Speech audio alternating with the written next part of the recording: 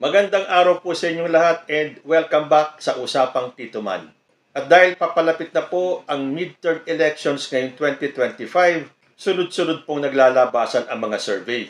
Inilabas na po natin dito, kamakailan lang ang mga resulta ng Okta Research, Pulse Asia, Tangeray, at yung last episode ko ay inilabas naman natin ang pinakabagong survey results ng SWS. At nakita naman natin na halos pare-pareho po ang standing at kung sino-sino ang pumasok sa top 12, top 15, or top 20. Kanina po minabasa kong bagong senatorial preference survey at ito ay nanggaling sa WR Numero Research o WRN. At nasabi ko, bagong survey firm ito. Well, para po sa akin, parang ngayon ko lang narinig itong survey firm na to. Kayo ba? Narinig nyo na ba itong WR Numero Research? Legit naman ba itong survey firm na to?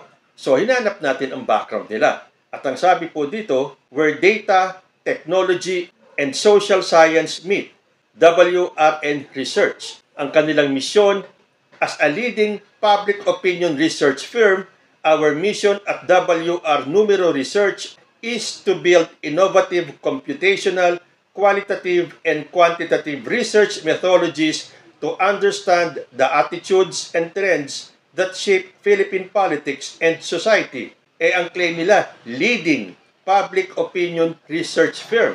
So, hindi na siguro matatawag na bago itong research firm na to. Although sa totoo lang, ngayon ko lang po sila narinig. So kung leading, mas legit ba sila sa SWS at Pulse Asia? Ano naman ang kaibahan nila sa ibang research firms? Sabi dito, WRN expertise is rooted in the scientific study of politics and society. We are neither marketers nor market researchers. We are data scientists, political scientists, sociologists, statisticians, and social scientists steeped in survey and research methodology. WRN and its network of scholars are trusted and sought-after voices in public and policy conversations. Kasi nga may mga nagko-comment po sa atin, paano mo mag-gauge ang gusto ng tao kung ang sinurvey mo is 1,000, 1,200, 1,500, or 2,000 lang, considering ang dami ng mga Pilipino ngayon. Pero ito naman po ang laging sinasabi ng mga survey firm. Yan po ay scientifically na pinag-aralan. So tingnan nga natin ano ang kinalabasan ng kanilang senatorial preference survey at maiiba ba ito kesa dun sa mga survey results ng SWS, Pulse Asia, Tangeray at ng iba pa. So dito po sa survey ng WRN, meron po silang top 15 and as usual, we begin from the bottom going up to top number 1.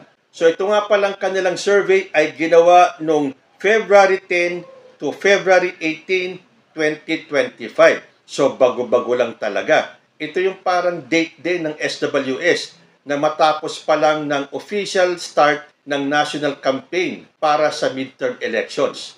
Okay, slot number 15. Nandyan si Camille Villar.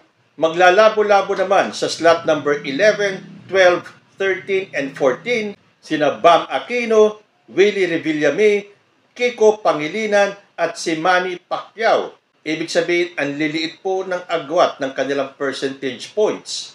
Ganun din sa slot number 8, 9, and 10. Paligsahan naman dyan, sina Bongo, Bato de la Rosa, at si Ping Lacson. Agawan naman sa pwestong 5, 6, and 7, sina Abby Binay, Ben Tulfo, and Tito Soto. At sa pwestong 2, 3, and 4, nandyan si Bong Revilla, si Lito Lapid, at si Pia Cayetano. At sa slot number 1, Erwin Tulfo. So yan po yung 15 pumasok sa survey ng WRN Research. Pero para i-break po natin yung mga tie, ibabase po natin ang kanilang standing sa kanilang percentage points or kung ilang porsyento ang nakuha nila sa mga botante na sumali sa survey na to. As usual, consistently at number 1, si Erwin Tulfo with 46.5%. At number 2, we have Lito Lapid with 37.1%. Sumunod po at number 3, Bong Revilla with 36.1%. Number 4 naman, si Pia Cayetano with 35.8%. At number 5, Tito Soto with 32.4%. Abby Binay at number 6, 32.3%. And at number 7, Ben Tulfo with 32.1%. Moving on, at number 8, we have Ping Lacson with 30.8%.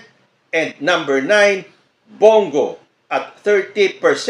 Sumunod sa kanya at number 10, Bato de la Rosa with 29.5%. Sunod naman sa rank number 11, Manny Pacquiao, 26.9%. And at number 12, Willie Revillame with 26.5%.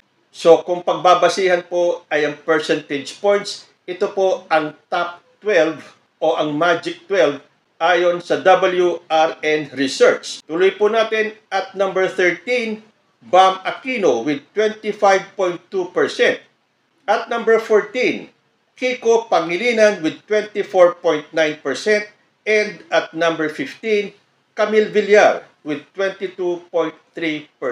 So ito pong nasa 13, 14, 15, may pag-asa pa rin po yan na mapasama sa Magic 12. Pero dito po sa WRN, ang Magic 12 nila, Erwin Tulfo, Lito Lapid, Bong Revilla, Pia Cayetano, Tito Soto, Abby Binay, Ben Tulfo, Ping Lacson, Bongo, Bato de la Rosa, Manny Pacquiao, and Willie Revillame.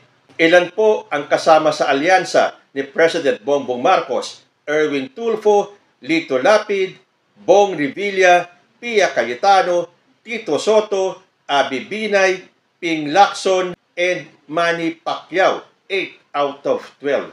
So, kung papansinin natin, halos pareho din itong survey ng WRN sa Pulse Asia, SWS, Tangeray, Okta, at yung iba pang mga survey firms. At kung papansinin ninyo, doon sa top 12 ng SWS at dito sa top 12 ng WRN, kapansin-pansin po na wala ang pangalan ni Amy Marcos. Pareho po ng panahon ng pagkuha ng survey na to, a few days after nung official start ng national campaign. Kaya siguro nagkukumahog si Amy Marcos sa pangangampanya dahil alam niya na siya ay naliligwak na sa top 12. Nangangahulugan ba talaga na ayaw na ng tao kay Amy Marcos? Mapa Marcos loyalist or mapa DDS? Kasi nga po, itong si Amy Marcos ay namamangka sa dalawang ilog. Ito na kaya ang resulta ng ginagawa ni Amy Marcos na playing safe sa dalawang partido? Sabi nga sa Biblia, you cannot serve two masters dahil ikaw din ang tatamaan yan. At pansin ko din dito sa survey ng WRN, mukhang mababa ang ranking ni Bongo na kung sa ibang survey siya ay nasa top 5, siya ay nasa number 9, at si Bato de la Rosa ay nasa number 10. At kapansin-pansin din na wala si Benhur Abalos sa survey na to. Pero ako personally, how I wish na makapasok si Benhur Abalos sa top 12. Kailangan po natin ang isang tulad ni Benhur Abalos na siguradong tutulong sa ating Pangulo once na siya ay ma-elect. So, expect po natin na may mga netizens na naman na magre-react at sasabihin na fake itong survey na to. Mag-research naman po kayo. Madali naman pong hanapin kung ano ang background ng mga survey firms na to. And also, nasa atin naman po kasi ang power to vote and elect our government officials. Kung ayaw nyo sa kanila, very simple, huwag nyong iboto. So, as in any other survey firms and results, namamayagpag pa rin po ang mga kandidato ni President Bongbong Marcos. Kayo po, pumasok na ba ang mga kandidato nyo sa top 12 or sa top 15? Comment lang po down below and I will see you in my next video. Diyos ti Agnina.